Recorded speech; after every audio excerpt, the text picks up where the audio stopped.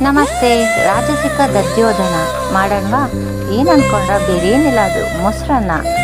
ಊಟದ ಕೊನೆಯ ರಾಜ ಮೊಸರನ್ನನೇ ಅಲ್ವಾ?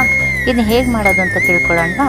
ಮೊದಲಿಗೆ ಅನ್ನ ಬೇಯಿಸಿ ಹಾರಾಕಿ, ನಂತರ ಹಾಲು, ಮೊಸರು, ದಾಳಿಂಬೆ, ಸೌತೆಕಾಯಿ, ಈರುಳ್ಳಿ, ಕೊತ್ತಂಬರಿ ಸೊಪ್ಪು, ಹಾಗೆ ರುಚಿಗೆ ತಕ್ಕಷ್ಟು ಉಪ್ಪು ಇವುಗಳನ್ನು ಹಾಕಿ ನಂತರ ಇದನ್ನು ಒಗ್ಗರಣೆ ನಾವು ಇದು ಟೆಂಪಲ್ ಸ್ಟೈಲ್ ಮೊಸರನ್ನ ಕೂಡ ಹೌದು.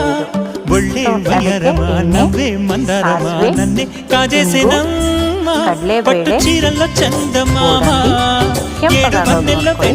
ಹಾಗೆ ಒಣಮೆಣಸಿನಕಾಯಿ, ಹಸಿಮೆಣಸಿನಕಾಯಿ ಎರಡು ರುಚಿಯನ್ನು ಸಪ್ರೇಟ್ ಆಗಿ ಎರಡು ಹಾಕೋಣ. ಹಾಗೆ ಜೊತೆಗೆ ಕರಿಬೇವು ಇವುಗಳನ್ನು ಹಾಕಿ ಮೊಸರನ್ನಕ್ಕೆ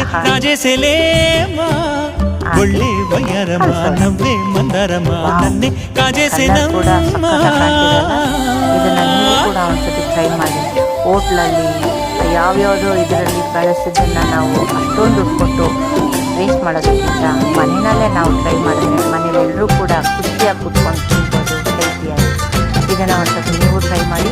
ಹೇಗಿತ್ತು ಅಂತ ಕಮೆಂಟ್ ಬಾಕ್ಸಲ್ಲಿ ಹಾಕಿ. ಪ್ಲೀಸ್ ಸಬ್ಸ್ಕ್ರೈಬ್ ಮಾಡ್ಕೊಳ್ಳಿ. Thank you.